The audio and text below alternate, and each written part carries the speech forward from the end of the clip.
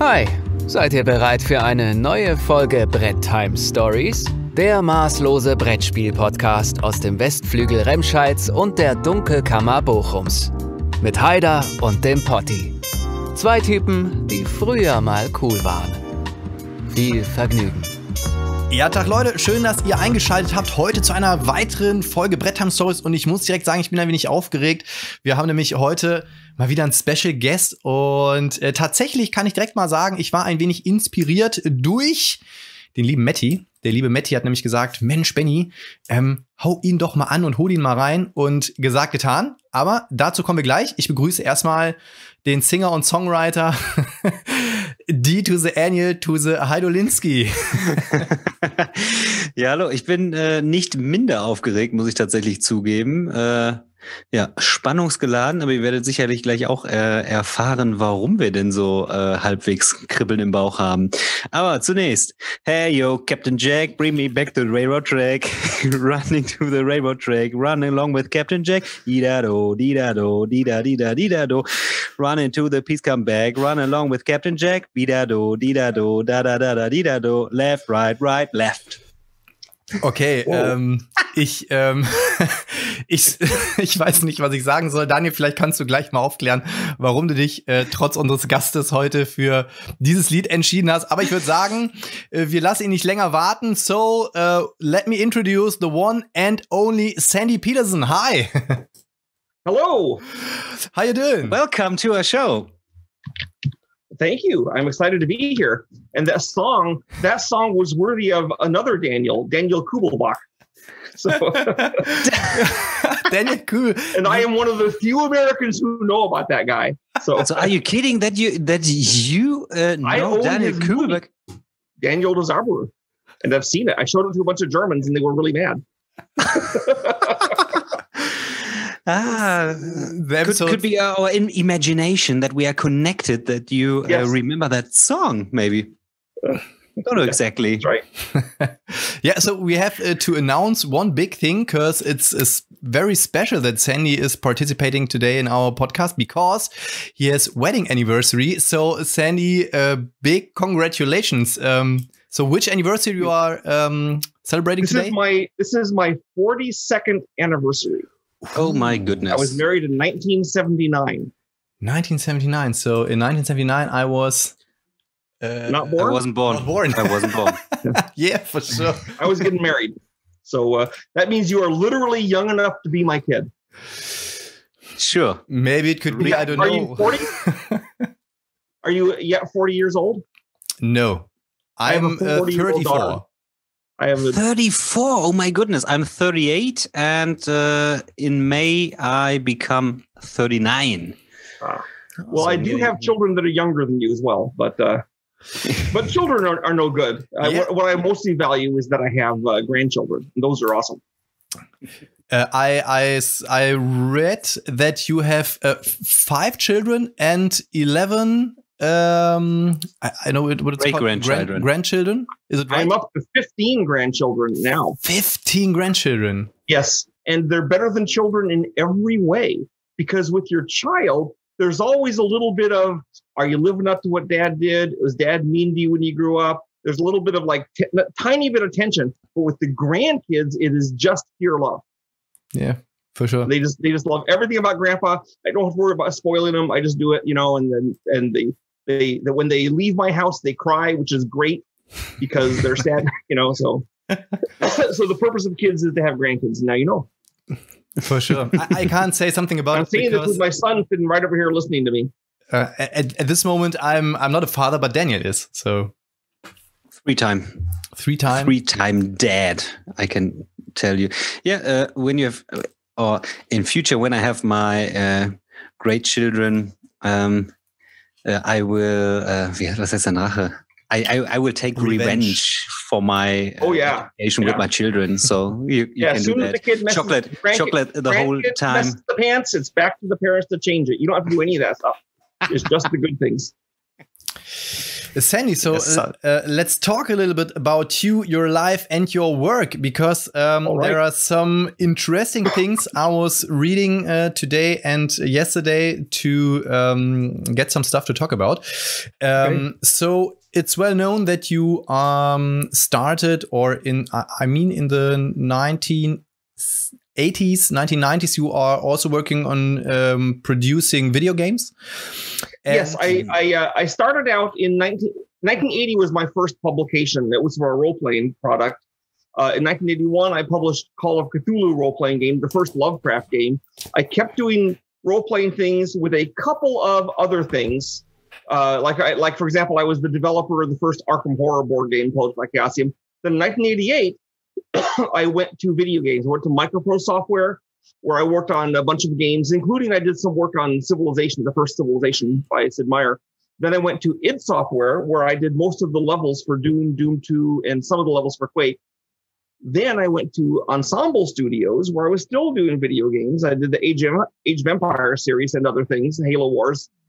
From there, when Ensemble Studios got a bullet in the head from Don Matrick, then I went to, but not because we'd failed. We'd never sold less than 1 million copies of anything we did. It was purely it was complicated. Basically, it helped Don Matrick's money, he thought, but didn't help Microsoft. So screw them anyway.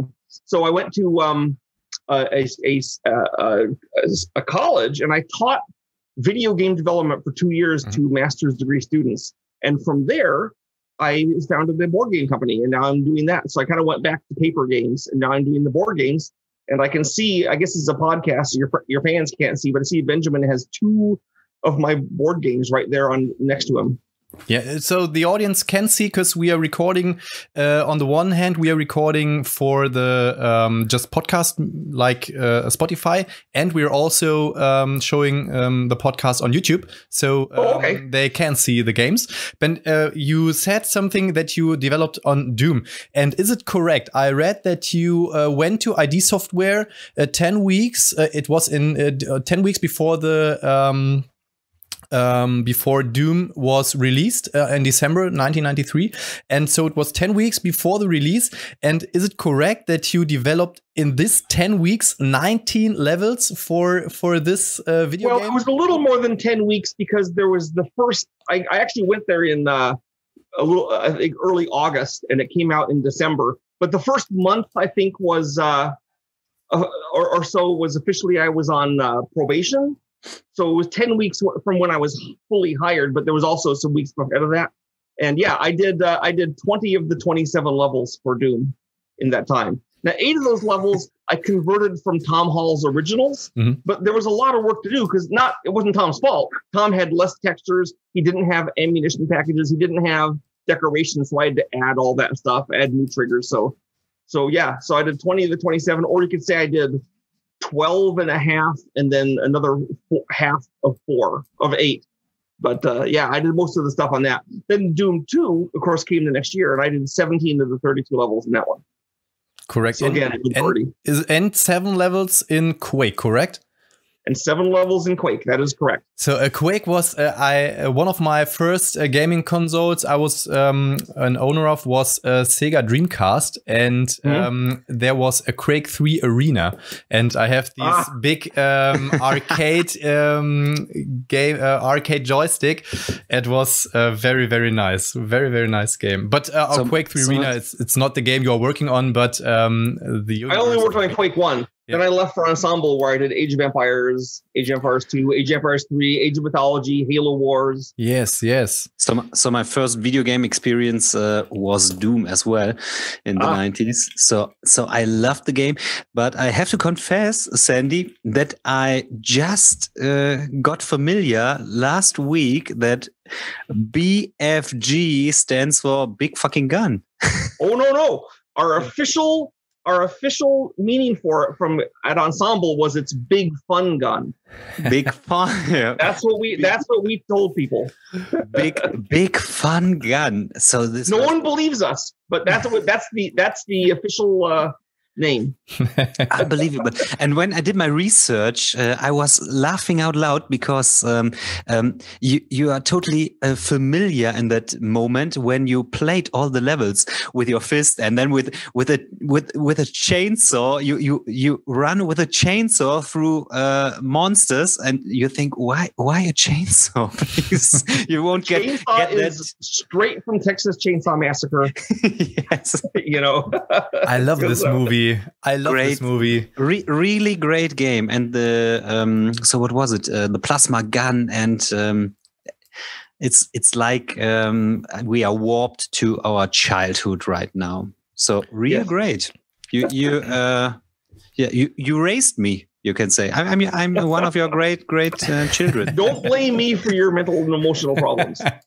You did it of your own free will. But there's one interesting thing you are talking about, Curse. You said the chainsaw was inspired by Texas Chainsaw Massacre, and I read that some of the monsters are you have to fight in Doom are also inspired by H.P. Lovecraft. Is it correct? Oh yeah, sure. So well, sure. I mean, you've played Quake, right?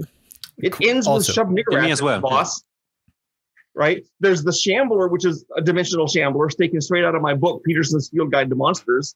There is the guy, the Cthon, the first boss in the first level. Mm-hmm. He's obviously a Gug, right? He's got the split head going. So there was a lot of Lovecraftian influences in Quake. And Doom, I put in what I could, but it was not as Lovecraftian as Quake was. So I have one fun fact, because I saw an interview with you, Sandy, and you were talking about politics and about the connection. Ego shooter games are connected to violence and so on. Because you know how you guys have gone out and shot up people all the time because you played Doom and Quake, right? It happens to everyone. Yeah, never ever. I had a friend in my childhood. I don't want to tell his name. He collected weapons in the real life then, and now he's working for the German FBI. Okay. so he is not killing people in this way, and not in an illegal way. You are. I think you are less likely to go and shoot people if you play a game like Doom, because you get the frustrations out. You have interaction with other people, because usually it's the loner that has no friends that sits and broods all the time, but you're actually discharging that anger when you play Doom. You're like, okay, you play Doom with your marketing manager, you blow him up with a rocket launcher a couple dozen times, and any problems you had with him is over. You're cool now, You got what revenge you need. So, but yeah, I have had members of Congress stand up in Congress and hold a copy of my game and denounce it. So, oddly enough, everyone who did that was a Democrat, not a Republican. These are Republicans, but of late in the U.S. at least, it's been more the left that wants to censor certain things than the right. But hopefully that will change and they'll both stop censoring. But one question. Why are you so interested in the H.P. Lovecraft universe? So there's one point that you found a book in the library of your father from H.P. Lovecraft, the Dunwich Horror, and other weird. It's even worse than that. So we were living in a temporary house while we built a new one. We lived in that house for 3 years, so it wasn't very temporary. And so my dad, who was a science fiction fan from way back, piled all of his books, the ones he wasn't reading, in boxes in a basement room, all by themselves. So I was one of those irritating, precocious kids that liked to read a lot and was too smart for his own good. Maybe, and so I would go into the boxes and I'd go through them looking for books to read. Here I am, I'm 8 years old, and I pulled through the box and there was a book. It was called The Dunwich Horror and Others. And I looked at it, and the stories were short, which I liked because I'm an attention span with 8-year-olds, right? So I took it off and read it. And I'd never read anything like Lovecraft. He was just amazing. The very first story I read was Pickman's Model. Mm-hmm. And I still remember reading that and being astounded. And then I wanted to read more stuff by this guy, and I couldn't find anything. And then the book I had was lost. By the way, the book I had was an armed service edition from 1942 made by the U.S. military to send to our soldiers. I'm not sure how it made them fight harder to read Lovecraft, but I am kind of glad that the U.S. military didn't just send our soldiers like timeless classics. They were willing to send them stuff like Lovecraft, you know. So I can imagine some guy on Guadalcanal reading this thing saying, man, I'm glad I'm only fighting the Japanese. You know? but anyway, so I read this book, couldn't find another one. And then I lost the book. And then 3 years later, with you know, I think I found one book in the meantime that had a couple stories. But my friend, I met a friend I hadn't seen for a while. And he says, "Oh, here's your book back you loaned me 3 years ago." And I go, "Oh, great." So then I had the one book, but still, that was only one book of Lovecraft. When I was 14, 2 years later, I found out that the local college library, which had 1 million books in it, had first edition Arkham House editions of Lovecraft. Mm-hmm. So I checked these out. I was the only one who did it. I could see the card in the back of the book. I was the only guy that ever checked these books out. I would check them out and read them, and every 6 weeks I'd check them out again and read them. And then, after a year of this, the college found out that that these books were valuable first editions, so it locked them away. So like teenagers couldn't get them. Very expensive. And then when I was 17, I was on a trip to New York, and I went to a bookstore, and Ballantine had just released Lovecraft in a paperback edition. And so I was finally able to get all the Lovecraft books in that paperback edition. But up to then, everyone I knew, everyone I knew who'd heard about Lovecraft had heard about him because I told them. No one knew he was really obscure. You were one of the first influencers. I was one of the first. And well, then in 1980, Chaosium, I discussed with Chaosium, and they got me to do the Lovecraft role-playing game, Call of Cthulhu. And then that was the first Lovecraft game. Mm-hmm. And I thought it would be this tiny, so since no one knew about Lovecraft, I was excited to do the game, but I thought it would be this tiny thing that would go through one print run and then be gone forever. And instead, it inspired new people to learn about Lovecraft. I've had so many people tell me that they went and read Lovecraft because of my game. But I think it wasn't just my game, because in 1985, 4 years later, the films came out, Stuart Gordon's movies, From Beyond, Reanimator, you know, Dagon, and these crept through film geek culture and made the knowledge of Lovecraft great. And then Call of Cthulhu in its game was creeping through gaming geek culture. And so both of these things together kind of suddenly Lovecraft reached critical mass, and now he's like a meme and he's super well known. I'm just really happy to have been part of that. Yeah, so I think it's incredible that the Cthulhu myth is still very powerful nowadays. So yes, and I would say that the reason. Oh, sorry. I was going to answer. I remember I hadn't answered your question. Why I'm so obsessed with Lovecraft? I think it was the 9-year trek from 8 years old to 17-year-olds trying to find those weird old books, just like a Lovecraft protagonist searching for them, you know. And I had a different experience than most people. Like when I read the story, The Call of Cthulhu, I didn't know what a Cthulhu was. I didn't know if it was big or little, or the name of a creature or not. I had no idea. And so that's a hard experience to have now. Usually you pick up that story and read it, you know who Cthulhu is, but I didn't. I'm not saying it was better, it's just different. But the special thing about H.P. Lovecraft is on the one hand, he has a very special way in telling stories. And the second one is when he was alive, he wasn't very successful with his stories. No, he wasn't. And nowadays, he's one of the famous horror authors. And before you developed the game Call of Cthulhu, you were playing Dungeons and Dragons. And so there was a special thing which combined these two things. On the one hand, Call of Cthulhu or the Cthulhu myth, and on the other hand, playing role-playing games. So you are very, very lovely pen and paper player, and also loving H.P. Lovecraft. And these were the two facts because you developed Call of Cthulhu? Well, also, it was actually RuneQuest. I started off playing Dungeons and Dragons back in 1974 when it first came out. But by the time I was writing Call of Cthulhu, it was actually switched from Dungeons and Dragons to RuneQuest, which was probably fortunate because RuneQuest gave me a way of emulating Lovecraft in a modern world, because it didn't have you wouldn't have to be like a cleric or a fighter or a paladin, right? You could be a regular person in RuneQuest. So what happened is I looked at it and said, all role-playing games have the same way they work. You kill the bad guys or solve the quest.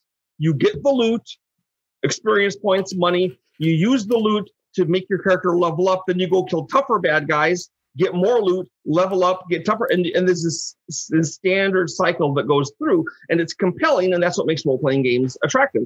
But Call of Cthulhu, I knew couldn't be that way. I'm not trying to replicate an epic quest. I'm trying to replicate a horror movie or a horror story. Trying to get players to have the feeling they did when they watched the movie Ghost Story, or when they were reading a horror novel by Poppy Z. Bright or something. They're trying to get the scary thing. So I went at the whole of Call of Cthulhu, as you know, because you play it, contrarian, where your guy gets worse over time. He doesn't get better. Where instead of a fight being the goal of the thing, is you're trying to avoid the fight. The fight can still happen, but it's more of a horror element than like a contest. You know, I had to replace a lot of the things that we have in regular role-playing games with other systems. So, for example, instead of battling, there's investigation. You know, instead of experience points, there's sanity, and you're trying to hang on to your sanity. It's going down and affecting it. And so there was a lot of, the monsters. It was a contrarian game, and I think that's what made it successful, because a lot of the horror games that came out after Call of Cthulhu were more like the regular role-playing game, where you kill the monsters, get better, kill more monsters, get better, and you cycle through. But the thing is, if you want to play that kind of game with the reward cycle, then you can literally play any role-playing game. But if you want to play a game where there's like cosmic angst and fear and dread, and your characters are dwindling, and your only reward is knowing that you might have saved the world for another few decades, then there's only Call of Cthulhu. Yeah, so I'm also a dungeon master in playing Call of Cthulhu, and as I read the rule book, there's the special thing. The main point is to tell the story, to live the story, to feel the story. And so we had one chapter, there was also one monster, and one of the investigators said, so, okay, I have to shoot. And he failed, and the monster bite him, and he died. So it's a very deadly game, because I think, and that's the very important thing. You said you have to avoid the fight, and that's the correct thing. Sometimes it's much better to run. Yes. Sometimes it's much better to hide or to find something. And the interesting thing is, we had Jamie Steckmeyer as a guest in our podcast, and he said he developed games where you have to get a progress, you have to become better. So like you said, in normal pen and paper games, so you get loot, you get experience points, you become stronger, the minions get stronger, and so on. And here it is, as you said, very special. The progress is the story. The progress is that you don't you're finding out things. Correct. You're saving the world for people that don't know about it. And it's not so much that you're trying, and the characters are trying to avoid the fights, but the fights happen because it's a horror movie. Correct. Right? So the game master makes sure those go in there, but they're not placed as the goal you're trying to get, though. They're like, oh no, we're in the bottom of the thing, and there comes the shark. We're freaking out. And the way they behave is very different. And that's the fun. Not so much. I mean, if you play Call of Cthulhu and you never had a fight with a monster, that would be boring too. Yeah. But wanting to avoid the fight with the monster is what drives the plot and makes it interesting. Yeah, I think this approach is the fact that it feels more realistical. So you can't fight with a spoon 20 feet high monster and say, "Yeah, I won." Yeah. So this feels unrealistic. And so if a monster is big and very powerful, you have to run. So it seems that makes sense to me. So some games. Sure. Usually you fight because you're trapped, right? But there's the other feature, which is that most role-playing games, they have weak enemies you can kill, like goblins or rats or things, that some small monster. But the weakest enemy in Call of Cthulhu is a cultist. And a cultist is just as smart as you, just as strong as you, probably more ruthless and just as well armed. And he's better organized. So the weakest monster is a real threat. Maybe he's crazy. That might give you an edge. Right, but sounds really great. The easiest monster is a real threat. Yeah, but if you're playing Call of Cthulhu, if you ever had ever played Call of Cthulhu, I think the special thing is you feel the tension rising. So from chapter to chapter, you come a little bit closer to the end, and in more other role-playing games or pen and paper games, so there are 20, 30 chapters, and here you have short, very high tensioned stories. So the last time we played about 5 chapters, and you can combine so many universes. And what I really, really, really love about the core book is I also knew something or a bit about the H.P. Lovecraft universe. I haven't read the books already, but it's on my bucket list.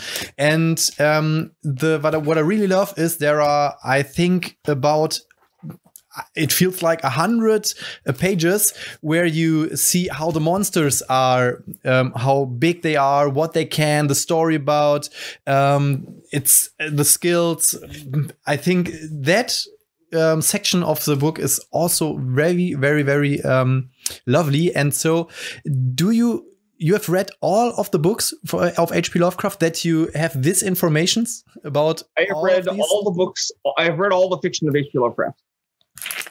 I haven't read all of his letters that he wrote, but I've read a bunch of them. But I have one question. When I see how you present the H.P. Lovecraft with such powerful words, wasn't it your imagination that you built your own cosmic monsters or something like this? I think you developed the H.P. Lovecraft I did. University. He was writing it from a literary point of view. I needed game rules. So yeah, I expanded on Lovecraft. But here's the thing. See, Lovecraft, during his life, he was very active in the Amateur Press Association, like the bloggers of the day. And he had a vast network of letters he wrote, and he encouraged other people to set their stories in using his stuff.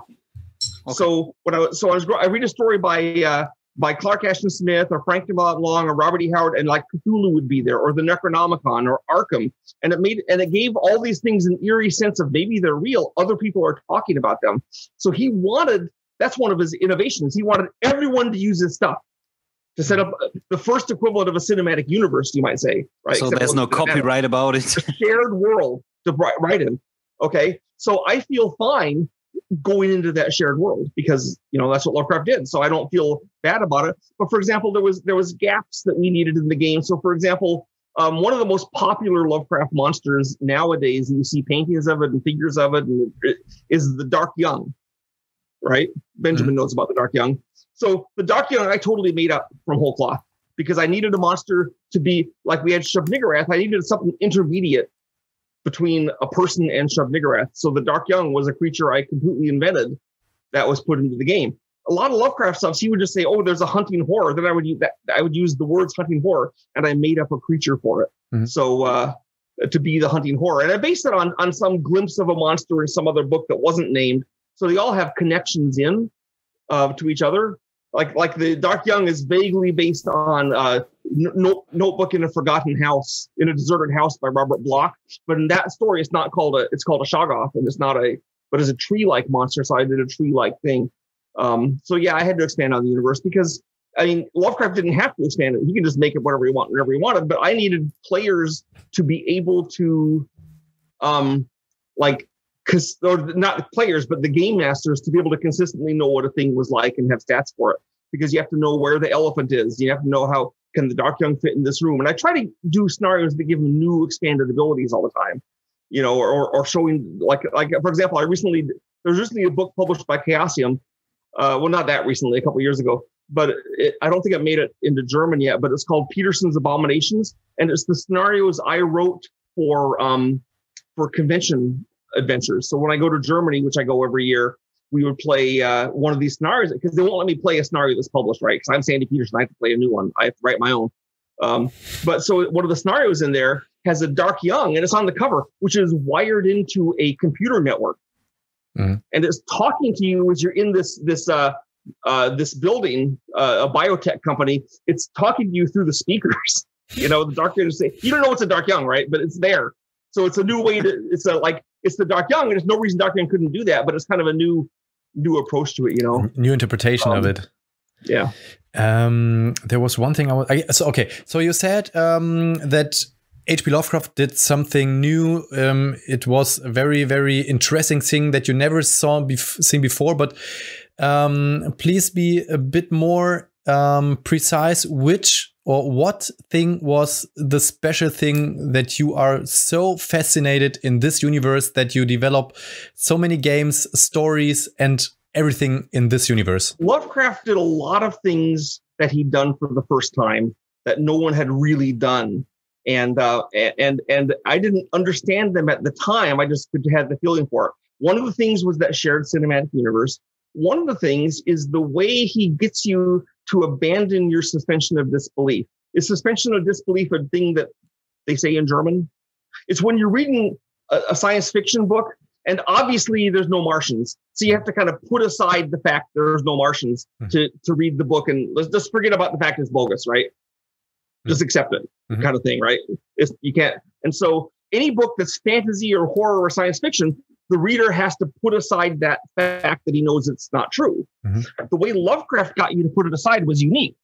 What he did was his characters they're first person. He says, I did this, I saw that, I did this other thing. It's a narrator. He doesn't have a lot of personality because he wants you, the reader, to kind of put yourself into his thing without a personality. So you are this guy, right? And then what happens? There's something bad going on. And the narrator, who is your guy, is constantly making excuses why it can't be a monster. He says, oh no, this must just be a coincidence. This is something else. And he's constantly making up these more and more esoteric reasons why there can't really be anything horrifying. And you're sitting there saying, what a numbnuts. Can't he see there's actually aliens up in the hills? Because he won't see it because he keeps making up other excuses. And so what happens is Lovecraft has turned you. You're no longer the guy trying to set aside your lack of belief. You're the guy arguing with the main character that it's real. So then the end of the story, there's usually a reveal where the guy sees that it's for real. And a lot of people mistake this for like a surprise ending, but they say it's not really a surprise ending because I knew there's aliens. But the point is not that it's a surprise ending. It's that even this idiot who won't listen to your arguments while you're reading the book now knows they're real. You know. Okay. So, for example, if you start reading the stories, Benjamin, you start with Pickman's model, like I did. The main character in there is listening to the thing, and he doesn't believe that there's actually ghouls till the end, right? And you're sitting there saying, "Dude, there's ghouls," you know. So that's one of those things he did. Another trick he did, which is really cunning, is that the way conventional horror works is you're living in the normal world, and then there's an intrusion into it somehow, a ghost, a serial killer, an alien, a scientific experiment, and then bad things happen, and then you're back in the real world again, where all is well. What Lovecraft did was, you're in the real world, and then the intrusion happens, and you find out that the world you thought was the real world isn't, and you can't ever go back to it. Now you know that at any moment, Cthulhu's going to wake up and clear off the world, and everything humanity has done for all its existence is not going to matter. And that can happen anytime. And you can't let people know it because they'll despair. But you're not in that real comfortable world anymore because you know about Cthulhu. Cthulhu is literally the world's poison pill. You know, that's what becomes scary. Because you think that one day will destroy everything and you can't do anything about it. And it's just there. And so Lovecraft doesn't play the regular horror story thing where, boy, I'm glad that's over. You know, says, nope, even if you defeat the monster, you're never going back. You always know too much. Plus his monsters were these great, awful tentacly things, you know, so I love that. Sandy, do you know what is happening right now? No. So I'm looking through my door right now, and I'm overthinking. Am I in the real world? Will a Cthulhu enter my cellar room here right now? He has a story where a guy uses non-Euclidean geometry to draw things on the wall to go to other dimensions. And he finds out that the ancient witch cults did that same thing, and that's where they got their power, by going through other dimensions. The guy is killed by having a small rat-like creature dimension into his body and chew out his heart. That's Lovecraft, right? That's not conventional witch stuff. But I think it depends on how you present that. And when I listen to your voice, I'm sticking to your lips, and I want to get about more. I want to get more information about that, and this is how it works. So because you're so passionate with this topic, so I'm also fascinated in half an hour how you present it in that way. And so this it had a really big impact on me growing up. So. Unbelievable.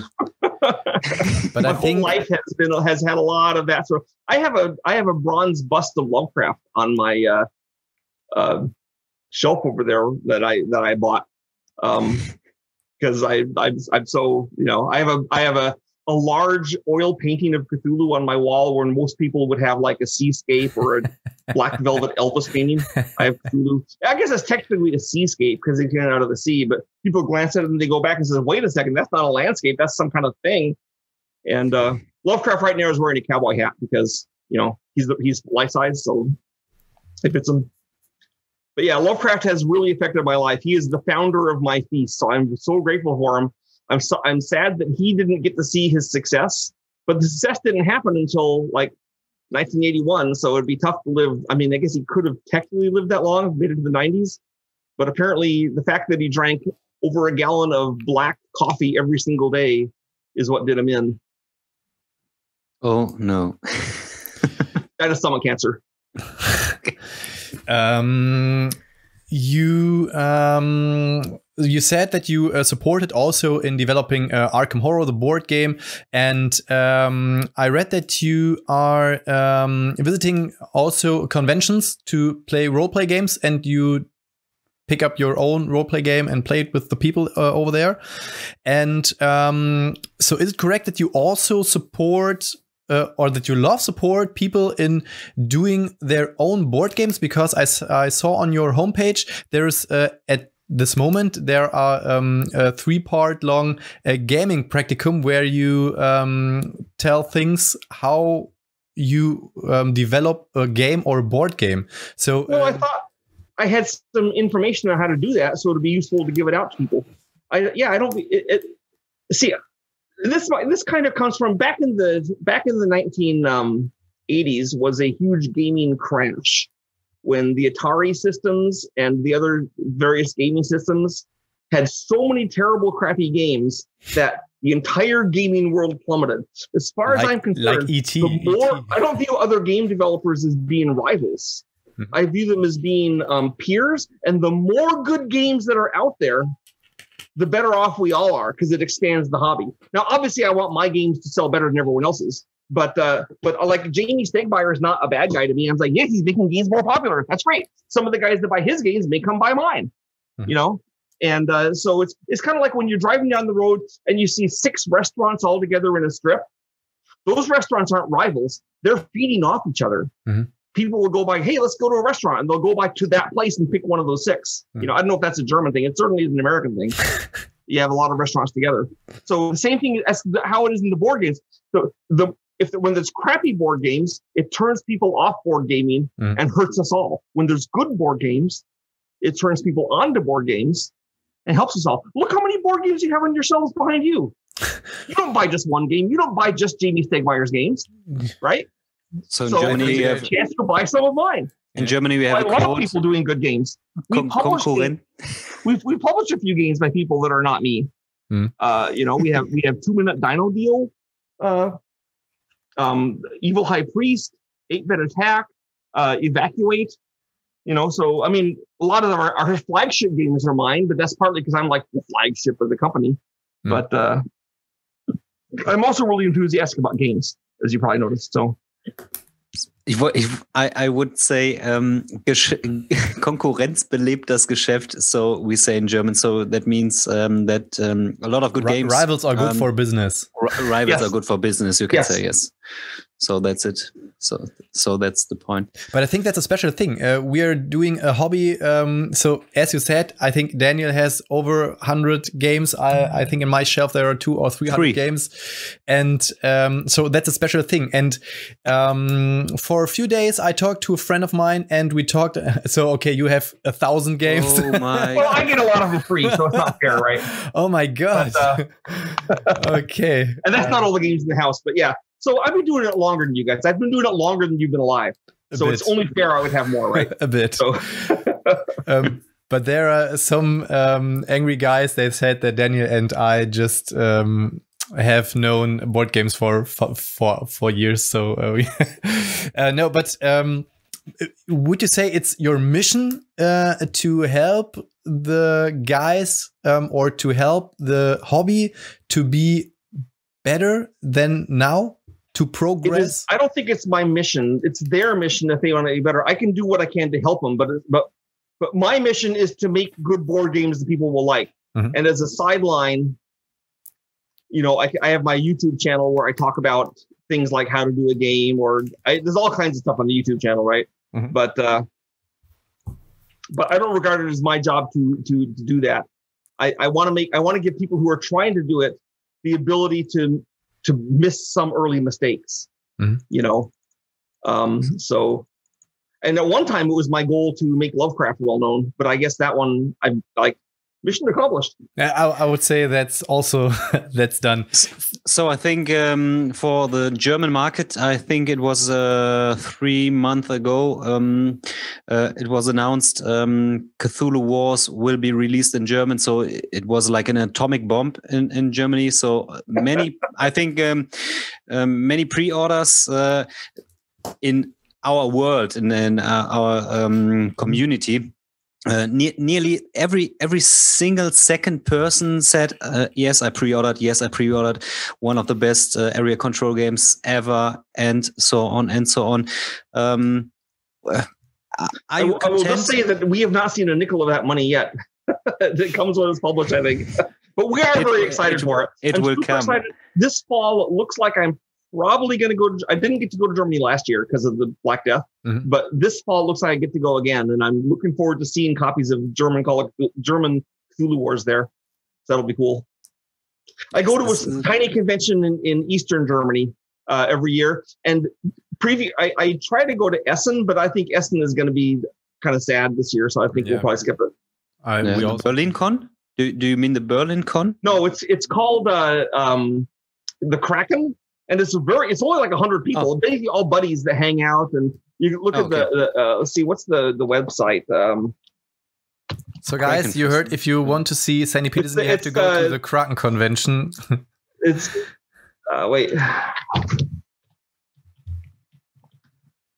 it is okay. It's www.the_Kraken_de. Okay. A gaming retreat at Schloss Neuhaus in Germany. It's the least inhabited part of Germany, which of course is still people because Germany is heavily populated. But it's kind of like you have to walk like 2 miles to get to it to get spaghetti ice. So you know. So then let's start about talking your games, because you said your mission is to develop good games, and on your homepage there's a sentence you try to develop luxury board games, and so the first game you published on Kickstarter, which was very successful, was, and Daniel started to talk about, was Cthulhu Wars, about $1,400,000, I think, something like that, with the first Kickstarter. And yes, now I did not get all that money. I read it also that this money wasn't much for you. But what was the special thing? Why this game? Before we started recording, you started talking about Cthulhu Wars. What's special in this way? And one thing is also on normal board games, you are the good guy and you defeat the bad guys. And the special thing in Cthulhu Wars, you are the bad guys. And I guess you're the bad guy technically, but but the other guys are bad too, so it's okay. So what happened? So what happened with Cthulhu Wars was, I was at not a good time in my life. I had just finished funding and losing a bundle of money on a failed iPhone app company with doing games, but it flopped completely. So I hadn't had a job for 2 years. I put this job at the iPhone company. I put money into it instead of out of it, and it hadn't done anything. So some friends convinced me to do a board game on Kickstarter, and Kickstarter was just starting to go into the board game market with some successes. And they said, you can get some money in this. So what I did was I accepted a job to go work in India, actually, for an iPhone app company doing games. They wanted me to be their designer. And it was a really great job. It was a 6-figure salary. I had my own driver because they said, do not drive in Hyderabad. I got my own apartment. My wife was excited to go for a trip to India for a year. It wasn't a permanent job, but it was supposed to be for a year or so. And then I said, well, I'll do this board game, and maybe it'll give me $200,000 or $300,000 to kind of help support me and give me additional income while I'm in India. And so I put up the game, and it turned out that the combination of Lovecraft and the fact that the game was fun. Well, one of the things is, before I did the game, I was really focused on, I sat down and I started designing a game. And in all my history as a designer, no game has ever flowed as smoothly and elegantly as Cthulhu Wars did. I remember very early on, I had the game up and running, had my friends come over and play it. And one of my friends was like, Sandy, how long have you been working on this? And I didn't want to admit that it had only been a week. So I said a few weeks. And he said, it seems really polished. And I was like, oh, cool. So it was really new. And there's things I did in the very first design that are still there in the game. So this was so anyway, I put it out. People could see the love that went into it. I also thought this is going to be the last game I ever do that I get to pick what it's going to be, because I'm going to go work for the Indian company and do that. So I wanted this to be the most spectacular Cthulhu game ever. And one of the things I always wanted to do was I wanted in Call of Cthulhu, you never get to see Cthulhu with all his stuff. Rising from the deep, telepathy, blanketing the land, mountains of protoplasm, all that stuff. You never see that. A couple times I've run a post-apocalypse Call of Cthulhu adventure where it happens after Cthulhu rose. And I always thought that was interesting. I thought, I'll set this in that time period with all the stuff. And I'll have giant plastic Cthulhu figures because I want to have those for myself. I'll make them 28 millimeter scale so they're compatible with Call of Cthulhu. And which, by the way, you can buy all the figures separately now for the official Call of Cthulhu figures, my figures from Cthulhu Wars. So I did all this, and then I put it out. And I guess the fact that I was Sandy Petersen was part of it, the fact it was Lovecraft and no one had seen a game like this, the fact that it's a huge luxury game. And I got a lot of flack based on the fact that it was that it cost so much. But my argument was this. I said, if you drive I guess no one can drive a Trabant anymore because they're all dead. But if you buy a cheap car, you don't complain constantly that it's not a Cadillac. If you go out to eat at McDonald's, you don't complain that it's not a steak dinner. You just suck it up and eat what you're paying for, right? Mm-hmm. I don't think every game needs to be a $200 luxury game. But I think it's okay for a dedicated gamer to have one or two games like that on their shelf. Mm-hmm. Just like it's okay once in a while to go to a nice place to eat, or go on. So I think that there's a place for those luxury games, and I positioned myself as one of them. And that way I could do all the stuff I wanted to have in the game. And obviously it caught fire. So I called the Indians and said, hey, I'm not going to go because I got this whole new company to run based on Cthulhu Wars. And it kept growing. I did 3 more Kickstarters after that for expansions to it. Finally, we did the final onslaught last year. So this is the last one, guys. No more Kickstarters for Cthulhu Wars.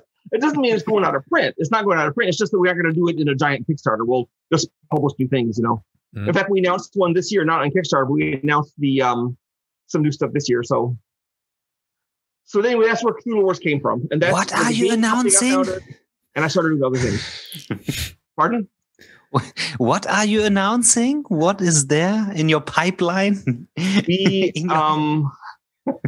Well, I have a number of things. One of the things I have coming out that I think is pretty fun is that this fall, we're finally going to release my hyperspace tabletop board game, in which you are science fiction, you have spaceships, you have empires, but there is actually a Lovecraft connection because Lovecraft, there's 25 different alien races in the game. Okay.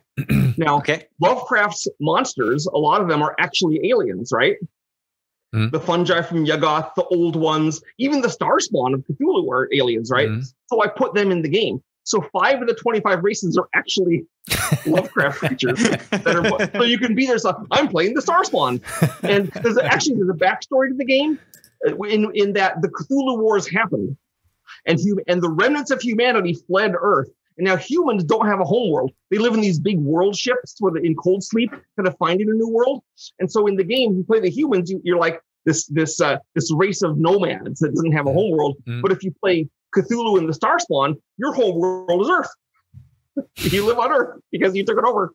So the big thing about it's an area control asymmetrical multiplayer game. Mm. It's the gameplay is nothing like Cthulhu Wars, but it's got it's another one of big asymmetrical games. It's also not as expensive. I think it's like $100. Okay. So and it starts this fall. You try to start the campaign this fall. We kickstarted it a couple years ago, and it's finally being the Black Death has lightened up enough that we can get it done, and so it's on the way. Oh, okay. So audience, you have to watch out for this fall. Another thing we have coming up pretty soon, which is the role-playing end, and I talked about this earlier with you, that's the Planet Apocalypse expansion. So I've been doing more role-playing stuff, and what I have the Sandy Petersen's Cthulhu mythos for basically Dungeons & Dragons.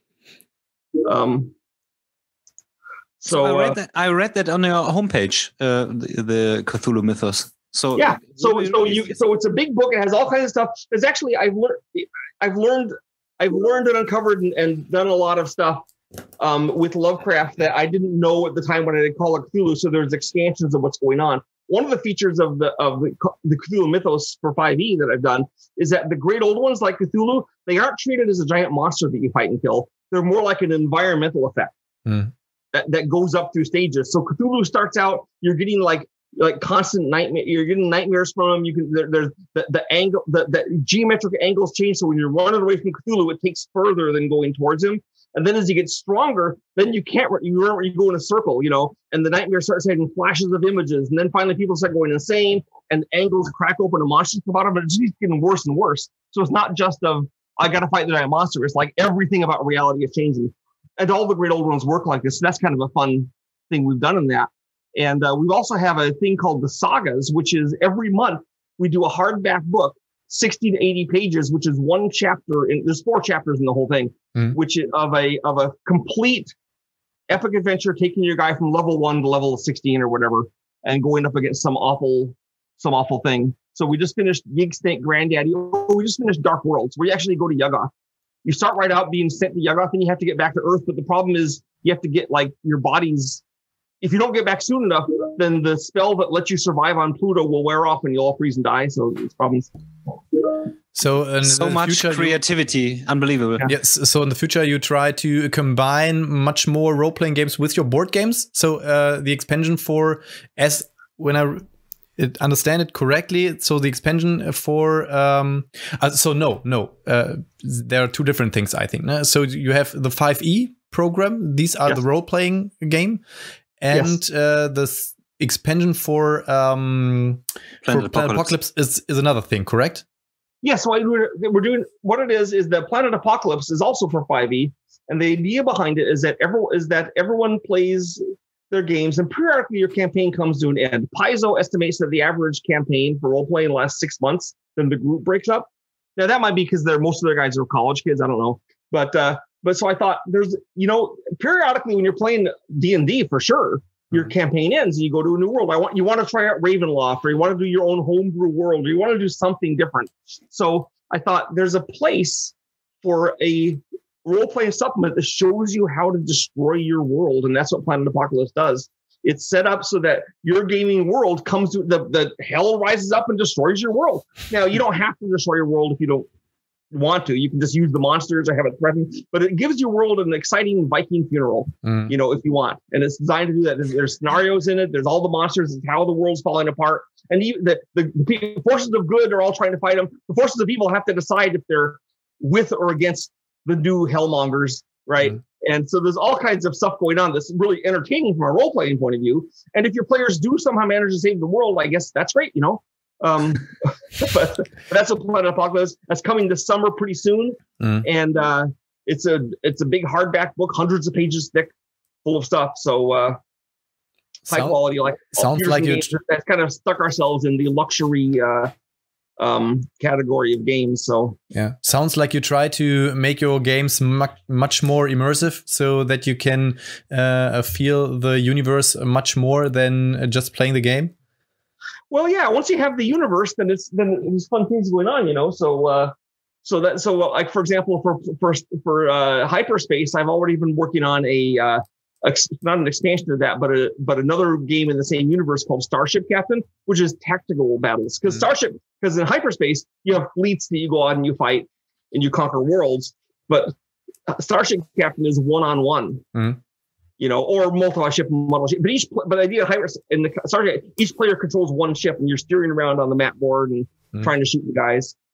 So one-on-one is a correct word. So you also there it is. Cthulhu Wars Duel, also one-on-one. Cthulhu Wars Duel, and so let's have a little talk about Cthulhu Wars Duel, because as I mentioned, it's a very, very important project for you. Correct? Yes. So what happened? So of course, obviously, as soon as we released the giant luxury Cthulhu Wars game, what everyone said was, "This is a really great game that I can't afford." Or that someone can't afford. Some people said, I don't care. It's worth the money, which is my argument, that it's actually worth the cost, but it doesn't. But it still has a cost, right? So you could argue that anything that's expensive is worth the cost. Well, some things, but that you just you aren't do it. So people have been asking for a cheaper, smaller version of Cthulhu Wars, and I resisted it for a long time because I didn't want Cthulhu Wars to be diluted. I wanted that full experience. But then I realized that Cthulhu Wars, a lot of people also ask for 2-player Cthulhu Wars, which we sort of have. We finally did a special retreat where we had a bunch of guys working really hard for all weekend on making a super fun 2-player version of Cthulhu Wars. And then I took that, and it's actually in the regular Cthulhu Wars too, as well. But we did a board game, and there it is, Cthulhu Wars Duel. You want to play Cthulhu Wars and you don't want to pay $200? There it is for $24.99. I don't know what it is in euros, sorry. But it's 2 players. It's just as asymmetrical as the regular game. And we have the second one almost out, which is Cthulhu Wars Duel Extinction, which has a new map and 2 new factions, and they're all interchangeable. Okay, you can play any faction on any map against any faction. And then we have 2 or 3 more of these planned coming up. Okay. There's one set on Miskatonic University. They are smaller scale in that regard. Like Cthulhu Wars Duel's map is Lovecraft Country in New England instead of the whole world. But so I think it's a good deal to have the 101 with a full experience of Cthulhu Wars, because I think the style people play games changes from time to time, and many people play 2-player games, I think, nowadays. So they play 1-on-1. So I think this will be a good deal for Germany as well. I have another one I just did called Invasion of the Brood, which is now available, in which aliens actually from hyperspace are invading the Earth. And it's a 2-player game. One player is the humans, the other player is the alien broodmasters. And it's even more asymmetrical in some ways than Cthulhu Wars, because the turn structure of the 2 sides is even different. You know, like the humans do things in order. First they do diplomacy, then they do, not to the alien, but to each other, trying to wake up nations to the danger of the aliens. Then they move, then they fight, then they produce. Well, the alien doesn't do any of that. The alien has a bunch of mind control points that it uses to do anything it wants in any order, but it has to spend the points. You know, so it will take over human systems. It will breed new aliens, send out larvae from space, and so it's another 2-player game. You know, I mean, all of my games have one feature in common, which is that usually they don't take very long to play. And Cthulhu Wars is no exception. Cthulhu Wars looks like one of those games that takes like 16 hours to finish through, like Twilight Imperium, but it actually is like an hour and a half for 4 players. Yeah, that's the feedback I was getting. I never played Cthulhu Wars, but I pre-ordered it now. The German one. Yeah. Correct. Yes. Well, your first game will probably be longer than an hour and a half, because you'll be referencing the rules and stuff. And not that the rules are really complicated, but the first time you play any game, it's a little slower. But I think that's also a special thing. I played Planned Apocalypse, and the rule book is about 50 pages or something like that. But it's very simple to play. And very simple to play. And but that's also a very big thing. There are so many games on the market which are quite nice to play, but which have very, very, very worse rule books. And I think the rule book is a very important thing for a game, and it's important for your game experience. It's important how you start playing the game, and if you don't have fun in starting playing the game and reading the rule book, then your game experience is also worse. And Planned Apocalypse, I'm not sure our rule books are written in the best way yet. We keep working on that, but at least they're good looking. And they're full of examples. They're also good looking. And I saw the special thing in Planned Apocalypse in the core book. There are the components of all expansions are inside. All the expansions, that's right. And when you get Cthulhu Wars, assuming that Pegasus or our publisher does that, it will also have all of the expansions listed. Okay. I'm looking forward. I'm looking forward. That's done partly for convenience, so you don't have to look through a whole pile of books. And it's also done partly as like a little advertising trick. They're like, if you know those things are out there, maybe you want them. So it's a real advantage, because people want the full epic experience of a board game, but they don't want to spend 6 or 7 or 8 hours nowadays, because they have their shelves full of games. So maybe they want to play 2 or 3 epic games in the evening. So this is a big advantage. You have such an epic feeling, and it doesn't last forever. In a short time, because I actually played Cthulhu Wars. I didn't play it right now, but I'm really looking forward to get my German copy. Have you played Cthulhu Wars Duel? No. Okay. Because Potty has never time for me. So. But have you played Planet Apocalypse? Potty, you played Planet Apocalypse, right? I have, but and that game lasts a little longer than Cthulhu Wars. Yeah. But it's not forever. But you definitely see the end coming.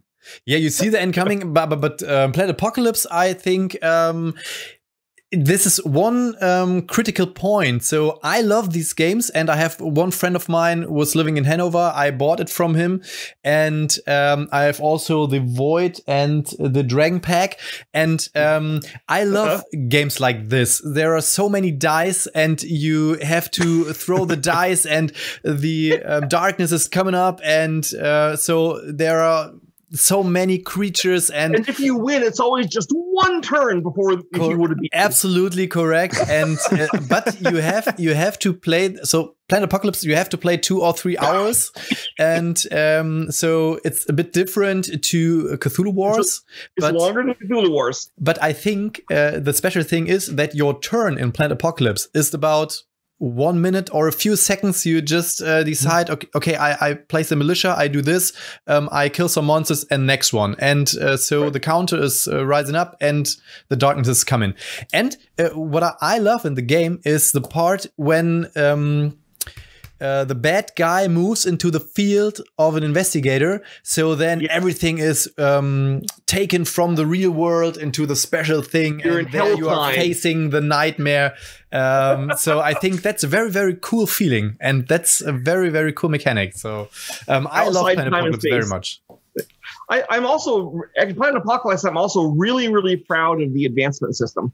It makes all the characters feel like they're different in personality, but you also have a lot of options in growing them. Yeah, for sure. With the upgrades. And one of the things that always delays the game, at least when I play with in Germany, is usually the Finns. The Finns are like more hammerheads like this. They will like argue for a long time over which upgrades to get.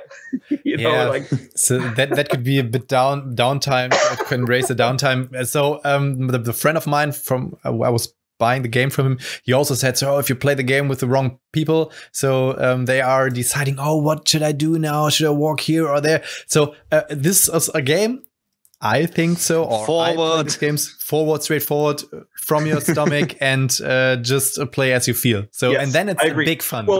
one of the problems that cooperative games have, a standard problem, is that some guy appoints himself the game policeman and tells everyone what to do. So, which is, right? So like this happens every time you play Pandemic, right? So in Planet Apocalypse, I put in things to stop that from happening, and one of the ways is that it's not quite clear what the best move is for you any turn. So there's a little bit of debate, like should I go fight the monster or go back and heal? You can see it either way. The other rule is having the team captain. And the team captain changes every turn. And that guy's in charge of everything for the turn. So if one of your people wants to be the game policeman, he gets to be the game policeman, like when it comes to his turn. And what I've noticed is that those guys seem to like it when someone else is in charge too. Oh yeah, there's a guy in charge. I'll do what he says. So the game policeman kind of keeps it mixed up. So you don't have that. The team captain and the lack of certainty keeps it so it doesn't have that problem to the extent I've seen other games do. So the game policeman. So normally we say the alpha leader, but game policeman sounds much more better, I think. Someone says, well, I think you should get this expansion. I say, no, I think I'll get this one, and then you can just go ahead and do it, but I think it sounds great.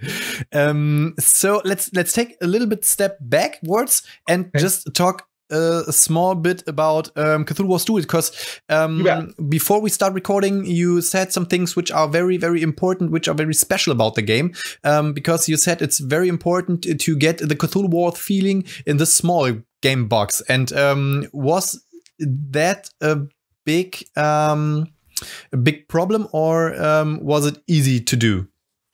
Well, it was. I mean, the way we did it was, I said the earlier version we had, the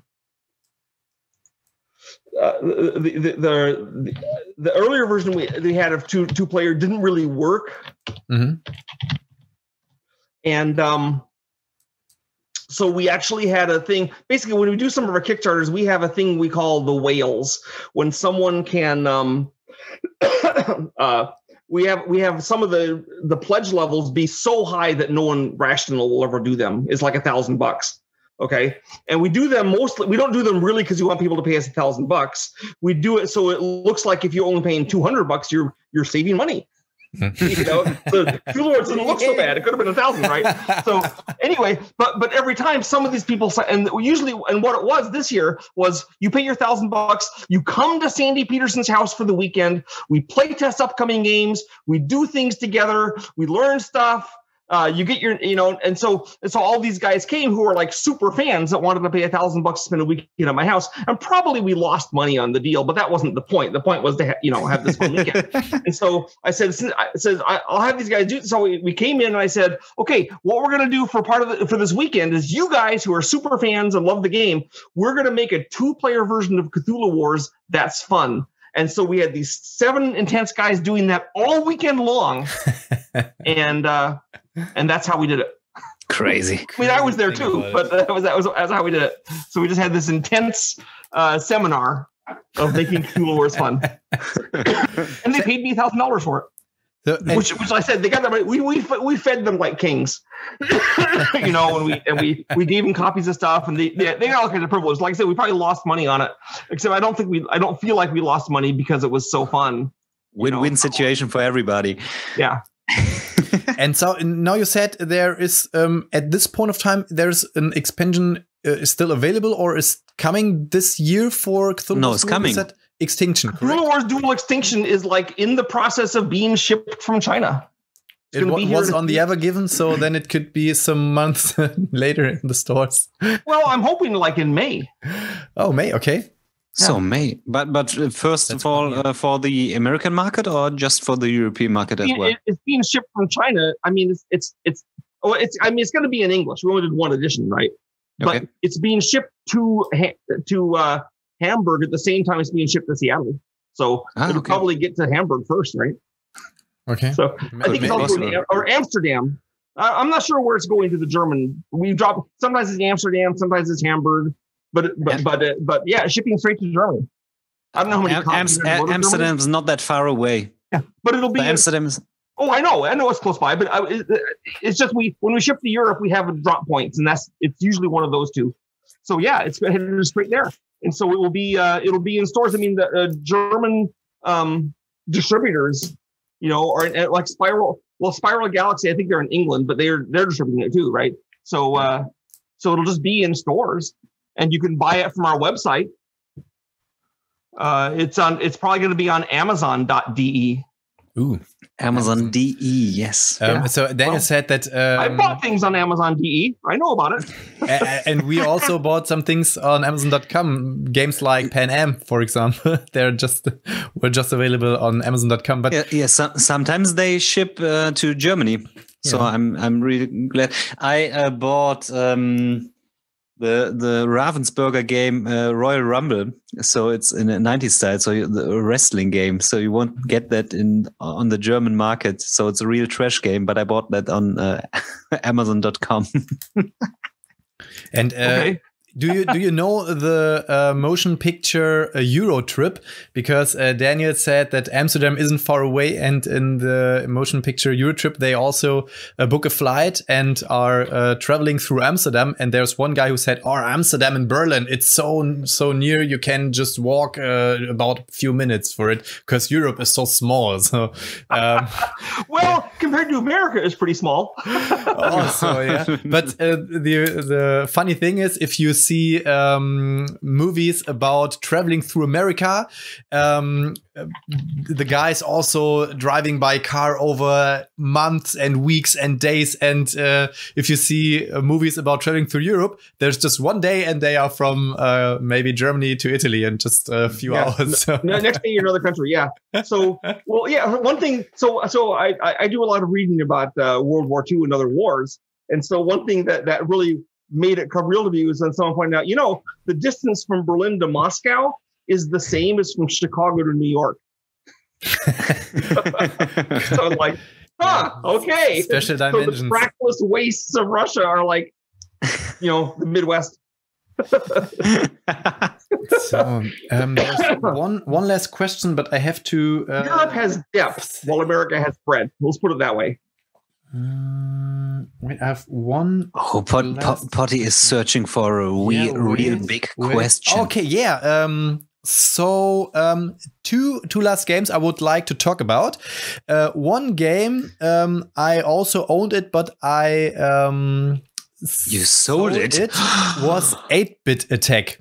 You didn't like 8-Bit Attack? No. My son designed that game. Oh, man. But the thing is, I love the graphics, and I love to start playing the game, and it was quite fun. But I read also through some forums like Board Game Geek, and I'm not sure if you can win the game. I played it so many rounds and on every level, and I never won one game. So how many heroes did you have? At the first time we started with 2 heroes, and it was very catastrophic. I will admit that with 2 heroes, it's really tough. To win. Yeah. With 3 or more, you can do it. With 2 heroes, the way to help you win is every turn start with all the potions. I think that's a fair thing to do. But you can totally win it with 3 or more heroes. The funny thing was, it's hard. It's very hard. And the funny thing, I read through Board Game Geek, and there were some threads about it, and there was one thing which I was thinking about, and he said, "Oh, every Petersen game was so nice, play tested and balanced, and this game isn't." There was another guy who was. It is. We play tested it for months. We didn't play this as a 2-player. I admit. So Potty, rebuy it and test it. And the last thing I would like to talk about is Dinosaur 1944. Do you have some information about it? Yes, the Kickstarter. Yes. It's still in production. It probably will not be out this year, thanks to the Black Death. But it's on its way, and it is not exactly a co-op game. What it is that you can play it co-op where you're just the American soldiers fighting the dinosaurs, because you land on an island in the Pacific and it's full of dinosaurs, right? Mad scientists have made dinosaurs. So, but you can also, if you get the expansion, you can play like dinosaurs trying to beat the soldiers. So if you can put these together, if you get the expansion, and one team of players can be the dinosaurs and one team of players can be the soldiers. And you're both fighting, and there's also uncontrolled minions on each side going through trying to attack the other guy's home base and destroy it. But you move, but it'll if you play it, it'll feel a little bit like Planet Apocalypse. It's like a lighter Planet Apocalypse. Okay. You know, it's not quite as heavy as Planet Apocalypse, but you're placing actual traps and booby traps like minefields and stuff instead of ambushes. You're trying to stop the dinosaurs swarming through. And there's bosses that come through, boss monsters, and the boss monsters for if you're the dinosaurs, the boss monsters are like tanks and stuff, and if you're the humans, they're like tyrannosaurs. But it's co-op or two teams.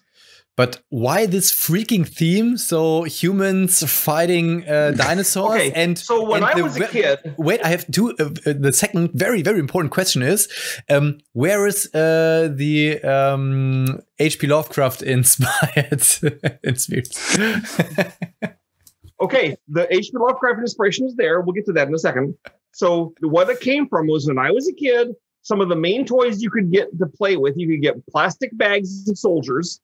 Okay. Yes. And you can get plastic bags of dinosaurs. Now, what would you do if you were 8 years old and you had a bag of soldiers and a bag of dinosaurs? Fight against dinosaurs, right? Go for it. Plus, it was actually a very common theme in comic books at the time. Soldier, the island that time forgot, where you have tanks fighting dinosaurs. It was a big deal. So I'm just going back to my past. That reminds me about Toy Story. Sure, there you go, right?